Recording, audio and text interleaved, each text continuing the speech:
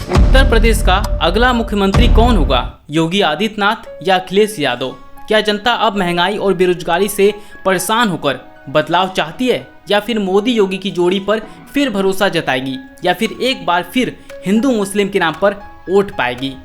आज हम इस वीडियो में उन रिपोर्ट्स और डेटा के साथ आए हैं जो ना तो न्यूज़ चैनल दिखा रहे हैं, ना ही सोशल मीडिया पर वायरल हो रहे हैं। उत्तर प्रदेश की 403 विधानसभा सीटें 2027 में फिर से चुनाव की ओर बढ़ेंगी, लेकिन सवाल ये है, क्या बीजेपी दोबारा जीत पाएगी? आइए जानते हैं।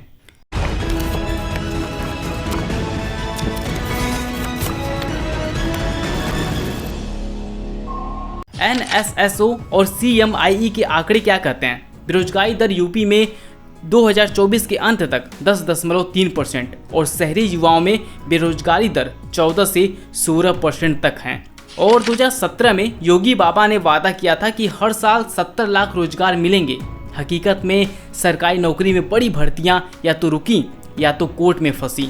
शिक्षक भर्ती घोटाले, पेपर लीक, पुलिस भर्ती परीक्षा में गड़बड़ी, ये सब अखबारों के आखिरी पन्ने पर रहे। CMIE और फैक्ट चेकर की रिपोर्ट कहती है कि 2017 में दर पहले ही 2.4% पर थी। कोविड के दौरान ये 21.5% तक गई और फिर धीरे धीरे 2 से 3% के बीच आ गई। यानी आंकड़े थोड़े मिसलीडिंग बताए जा रहे हैं। लेकिन मैं यहाँ पर खुलकर बोलना चाहूँगा, जैसा कि राज ठाकरे ने भी कहा कि यूपी की अर्थव्यवस्था सब कुछ अच्छी है, तो यूपी के लोग मुंबई क्यों जाते हैं पैसे कमाने के लिए? मतलब कि अभी वो यूपी में रोजगार की कमी है। ये बात कोई माने या ना माने, लेकिन मैं तो मानता हूँ। अगर हम कानून व्यवस्था की बात करें तो योगी सरकार की सबसे बड़ी USP रही सख्त कानून व्यवस्था। ऑपरेशन कन्विक्शन के तहत पिछले एक साल में 15,000 अपराधियों को सजा और कुल मिलाकर 97,000 से ज़्यादा अपराधियों को कन्विक्ट किया गया। पुलिस एनकाउंटर, माफिया पर कार्रवाई और बुलडोजर कार्रवाई के चलते जनता में डर और कानून की भावना पैदा हुई। लेकिन वहीं कुछ समाज के लोग कहते हैं कि टारगेट पर केवल यादव और मुस्लिम हैं। इस बात में कितनी सच्चाई है, उससे पहले AIMIM चीफ असदुद्दीन ओवैसी ने बीजेपी और योगी आदित्यनाथ पर क्या बोला है, आइए उसे सुन लेते हैं। और नसीर को जिसने मारा तुम उसका भी एनकाउंटर करोगे? नहीं करोगे तुम। इसलिए नहीं करोगे क्योंकि तुम मजहब के नाम पर एनकाउंटर करते हो। मारो जुनैद और नसीर के कातिलों को। नहीं मारोगे, अब तक एक पकड़ा गया, 9 गायब। नहीं करोगे। ये कानून की धज्जियां उड़ रही, एनकाउंटर नहीं, तुम कॉन्स्टिट्यूशन का एनकाउंटर करना चाहते हो। दोस्तों, 2023 तक योगी आदित्यनाथ के कार्यकाल में अब तक 183 पुलिस एनकाउंटर हुए हैं, जिसमें 59 मुस्लिम थे, यानी 32.24% मुस्लिम मारे गए। 2021 की बात करें तो 135 पुलिस एनकाउंटर हुए, जिनमें 51 मुस्लिम मारे गए थे। और 2020 में 124 अपराधी मारे गए, जिसमें 47 मुस्लिम थे और 58 बैकवर्ड कास्ट, शेड्यूल ट्राइब्स, वैश्य और ठाकुर कम्युनिटी से थे। और बाकी बचे 11 यादव और ब्राह्मण कम्युनिटी से थे, जिन्हें एनकाउंटर में मार गिराया गया। यानी ज़्यादातर हिंदू अपराधी ही मारे गए। और मेरे लिहाज से अपराधी का कोई मान धर्म नहीं होता। ये विचार गलत है कि मेरे कास्ट के अपराधी को क्यों मारा गया, अपनी जाति के अपराधी को क्यों नहीं मारा गया। ये सब गलत बात है। योगी सरकार में महंगाई का हाल देखें तो LPG सिलेंडर 2017 में 450 रुपये था, अब 1100 रुपये हो चुका है। दालें, दूध, सब्जी सब महंगी हो चुकी है। किसान कहते हैं MSP सिर्फ जुमला रह गया। अब अगर हम योगी सरकार की ताकत की बात करें तो लॉ एंड ऑर्डर में सुधार हुआ है। अगर कोई निष्पक्ष मेरी बात को सुन रहा होगा तो उसे जरूर भरोसा होगा कि पहले से स्थिति अब काफ़ी संभला हुआ है। और कारण है कि योगी बाबा का स्ट्रिक्ट बर्ताव, तुरंत एक्शन लेना। किसी का भाई तो होगा, वो भी, उसको भी शर्म होनी चाहिए। उसकी बहन के साथ होता तो क्या होता उसको शर्म होनी चाहिए। मरेगा वो, तड़प तड़प के मरेगा। जब तक उसे मारेंगे नहीं, जब तक किसी को सुकून नहीं मिलेगा यहाँ पे, उसका एंड ही होएगा। छोटी सी 9 साल की मासूम बच्ची, मतलब जिसको देख करके कोई सोच भी नहीं सकता इस तरीके के ख्यालात। लेकिन पुलिस चाहे तो 2 घंटे के अंदर उसे पकड़ सकती है। पुलिस चाहे तो यूपी में हो जाता तो इनकाउंटर हो जाता, तब तक उसका इनकाउंटर हो चुका होता अगर यूपी में हो जाता। यूपी जैसा कानून व्यवस्था आपको? जी यूपी जैसा कानून व्यवस्था हो यहाँ पे भी। पुलिस क्या कह रही है? पुलिस ये कह रही है, बार बार ये बोल रही है, आश्वासन दे रही है कि आज पकड़ लेंगे 8 बजे तक का टाइम दो, कल पकड़ लेंगे 8 बजे तक का टाइम दो।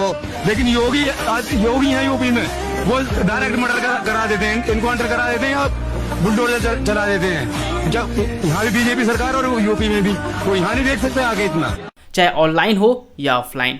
दोस्तों, योगी आदित्यनाथ ने राम मंदिर निर्माण को पूरा करने का क्रेडिट लिया, ऐसे लोगों का मानना है। लेकिन जब वहाँ के घर टूटे, मकान गिरे, तब वोट उन्हें अयोध्या वासियों से नहीं मिला।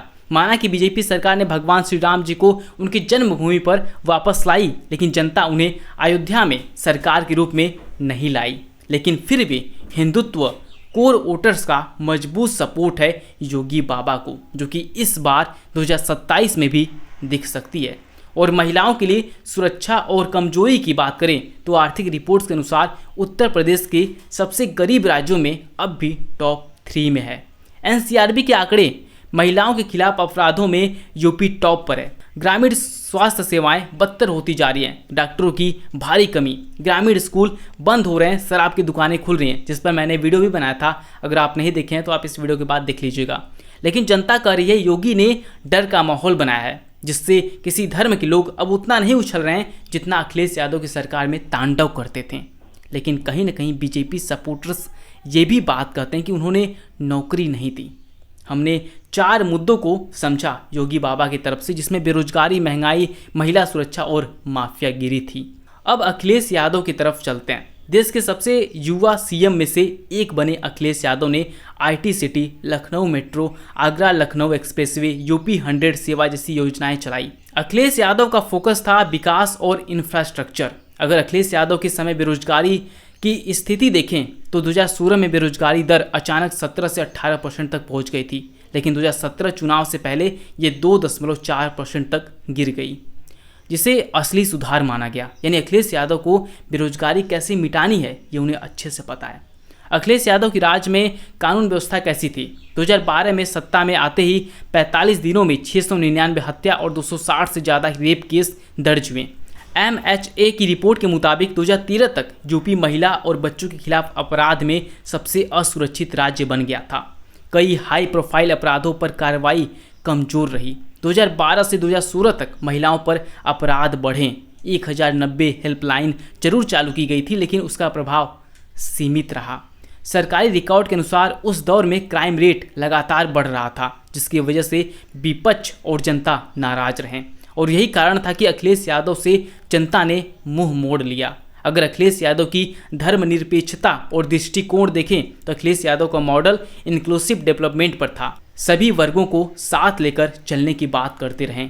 उनके कार्यकाल में मस्जिद मंदिर विवादों से सरकार दूर रही, लेकिन कुछ दंगे और जातीय तनाव जरूर हुए थे, जैसे मुजफ्फरनगर राइट्स। दोस्तों, अखिलेश यादव ने कभी भी धर्म को लेकर वोट नहीं मांगा और ना ही हिंदुत्व को बढ़ावा दिया, और इसलिए जनता आज भी उन्हें यूपी में मुख्यमंत्री के रूप में देखना चाहती है। अखिलेश यादव 2022 में अकेले 111 सीटें जीती। जाति गणित देखें तो Yadav plus Muslim plus SC इन सब की वोट काफ़ी दबा कर मिले। युवा नेता की छवि बीजेपी से थके हुए वर्गों का सहारा, पुराना काम जैसे लोहिया आवास, 1090 वुमेन हेल्पलाइन, IT पार्क्स और लैपटॉप बांटें। अगर हम चुनौती की बात करें तो दलितों में कमजोर पकड़ है अखिलेश यादव की। दोस्तों, BSP का वोट ट्रांसफ़र नहीं होता है, मतलब कि BSP को वोट सीधे दलितों से आता है। वो पूरी तरह से मायावती जी को वोट देकर चले आते हैं। मतलब कि ना ही यहाँ पे बीजेपी को वोट मिल सकता है दलितों का, ना ही SP को। मीडिया और धन बल में कमज़ोर, यानी आज भी देखें तो अखिलेश यादव जैसे नेता को मीडिया का समर्थन नहीं है, लेकिन हम जैसे छोटे यूट्यूबर हमेशा उनकी बात करते हैं जो जनता की सुनते हैं। मतलब कि एक बात साफ है, 2027 के लिए अखिलेश ने पहले से जनसंवाद यात्राएं शुरू कर दी हैं, जबकि बीजेपी अभी भी मोदी मैजिक पर निर्भर है। और अगर रियलिटी चेक करें तो 2022 में बीजेपी का वोट शेयर 41% था, वही समाजवादी पार्टी का वोट शेयर 32% था। लेकिन तब कांग्रेस और BSP दोनों अलग लड़े। अगर 2027 में विपक्ष एकजुट हुआ तो बीजेपी को 100+ सीटों का नुकसान हो सकता है। मतलब कि 2027 में समाजवादी पार्टी यूपी में आ सकती है। और ऐसा क्यों लग रहा है कि अखिलेश यादव अगले मुख्यमंत्री बन सकते हैं? क्योंकि OBC डायनेमिक्स हो सकते हैं। 2024 में भाजपा ने कई पिछड़ी जातियों को टिकट दिए, परंतु गैर यादव OBC अब दूरी बना रहे हैं। 10 साल सत्ता में रहने के बाद भी जनता का धैर्य कम होता दिख रहा है। किसान, नौजवान, कर्मचारी वर्ग बीजेपी से नाराज हैं क्योंकि उन्हें जो अच्छे दिन दिखाए गए थे अब वो बुरे दिन में तब्दील हो चुके हैं। तो मैं आप जनता से पूछता हूँ, अब की बार आप लोग किसकी सरकार देखना चाहते हैं?